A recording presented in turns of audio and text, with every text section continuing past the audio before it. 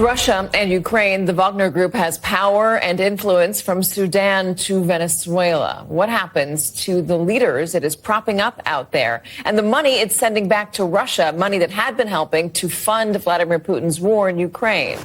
Let us ask former Pentagon senior official Wendy Anderson and senior coalitions advisor for Concerned Veterans for America and director of Veterans Initiatives at Stand Together, Jason Beardsley.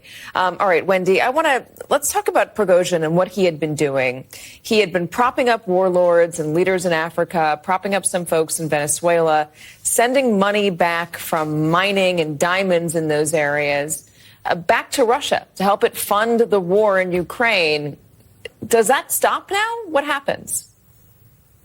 It's a great question. And look, I think the answer right now, this early on, is that we just don't know. There are a couple of things we do know, though, that I think are important to highlight. First is that, the Wagner Group and Prigozhin, really, as its owner and head, has exposed the weakness of Vladimir Putin and his regime in the sense that, sort of the old cliche of the emperor has no clothes.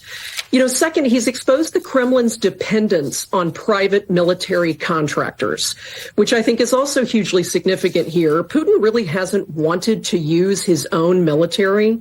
That's why he's been engaged with contracting with the Wagner Group and even accessing the Chechens and, other paramilitary groups that are much more highly trained and much more effective on the battleground. And I think lastly, look, we know that Prigozhin was in danger of losing his power base after a June 10 Russian Defense Ministry order, which was ordering, essentially all private armies to sign government contracts, which would have brought Wagner under formal Russian military control. Look, the thing is Prigozhin himself and the paramilitary Wagner Group that he represents is a huge threat. They, as an entity, have exposed something no strong man or autocrat ever wants to have surfaced, which is an alternative.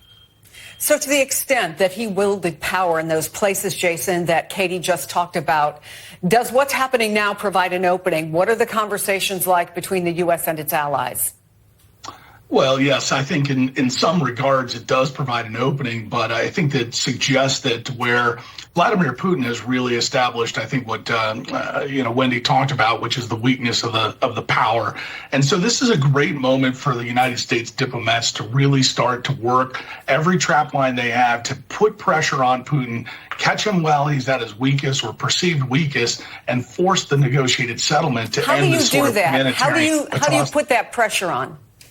Well, right now he's got a window. Vladimir Putin has seen that this campaign has been a debacle from the outset. That's the reason why Shoigu and Gerasimov, the two heads of the defense, are really under pressure now, and Prigozhin sort of helped expose that. So this is an opportunity for him to replace his battlefield generals, but also shore up a political sort of rapport inside Russia. Right now, he's got to do work, Vladimir Putin, to shore up his political base.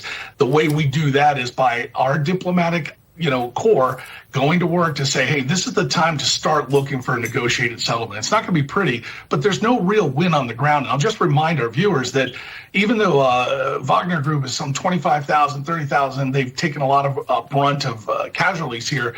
There's hundreds of thousands of Russians in a defendable line in the eastern provinces of Luhansk and Donetsk. That purports to be a long conflict. And if we don't want to end this humanitarian crisis, we ought to be asking our leadership why. It gives Joe Biden, the White House, President Biden, an opportunity to really look smart here by pressing for that sort of peaceful settlement.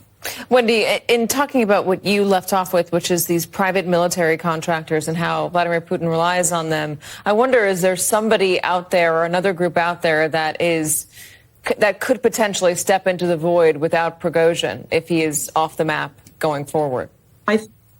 I think it's unclear which one it might be, but your point is excellent in the sense that clearly there is a vacuum into which a number of groups and power players will attempt to leverage their own power.